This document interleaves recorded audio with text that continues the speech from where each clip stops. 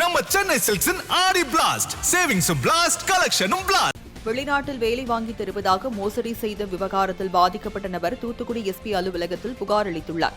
தென்காசி மாவட்டத்தை சேர்ந்த கணேசனிடம் நியூசிலாந்தில் வேலை வாங்கி தருவதாக கூறி காயல்பட்டினத்தை சேர்ந்த முகமது ஷேக் என்பவர் தவணை முறையில் 8,04,000 ரூபாய் பெற்றதாக கூறப்படுகிறது.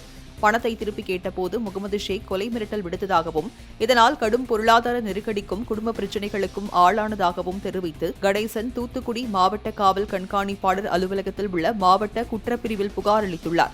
மேலும் முகமது ஷேக்கை கைது செய்து பணத்தை மீட்டுத் தர வேண்டும் எனவும் அவர் கோரிக்கை விடுத்துள்ளார்.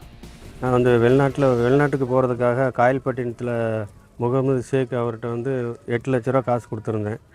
அது காசு கொடுத்து 3 வருஷத்துக்கு மேலே ஆச்சு. இப்போவும் எனக்கு வேலையும் வாங்கி தரல, காசும் தர மாட்டேன்றாரு. கேட்டால் மிரட்டுறாரு. நான் இந்த பணத்தை வீடு அடமானம் போட்டு தான் அந்த காசை கொடுத்தேன். இதனால் என் குடும்பம் எல்லாமே பிரிஞ்சு போச்சு, கடனும் கட்ட முடியல.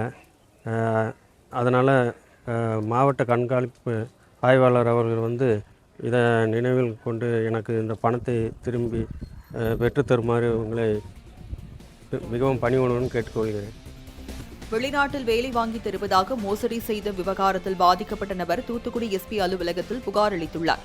தென்காசி மாவட்டத்தை சேர்ந்த கணேசனிடம் நியூசிலாந்தில் வேலை வாங்கி தருவதாக கூறி காயல்பட்டினத்தை சேர்ந்த முகமது ஷேக் என்பவர் தவணை முறையில் 8,04,000 ரூபாய் பெற்றதாக கூறப்படுகிறது. பணத்தை திருப்பி கேட்டபோது முகமது ஷேக் கொலை மிரட்டல் விடுத்ததாகவும் இதனால் கடும் பொருளாதார நெருக்கடிக்கும் குடும்ப பிரச்சினைகளுக்கும் ஆளானதாகவும் தெரிவித்து கணேசன் தூத்துக்குடி மாவட்ட காவல் கண்காணிப்பாளர் அலுவலகத்தில் உள்ள மாவட்ட குற்றப்பிரிவில் புகார் அளித்துள்ளார். மேலும் முகமது ஷேக்கை கைது செய்து பணத்தை மீட்டுத் தர வேண்டும் எனவும் அவர் கோரிக்கை விடுத்துள்ளார். நான் வெளிநாட்டுக்கு போகிறதுக்காக காயல்பட்டினத்தில் முகமது ஷேக் அவர்கிட்ட 8 லட்ச ரூபா காசு கொடுத்துருந்தேன். அது காசு கொடுத்து 3 வருஷத்துக்கு மேலே ஆச்சு. இப்போவும் எனக்கு வேலையும் வாங்கி தரல, காசும் தர மாட்டேன்றாரு. கேட்டால் மிரட்டுறாரு. நான் இந்த பணத்தை வீடு அடமானம் போட்டு தான் அந்த காசை கொடுத்தேன். இதனால் என் குடும்பம் எல்லாமே பிரிஞ்சு போச்சு, கடனும் கட்ட முடியல.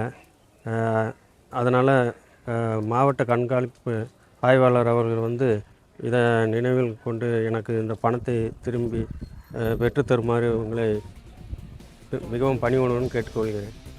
நம்ம சென்னை சில்க்ஸின் ஆடி பிளாஸ்ட் சேவிங்ஸும் பிளாஸ்ட் கலெக்ஷனும் பிளாஸ்ட்.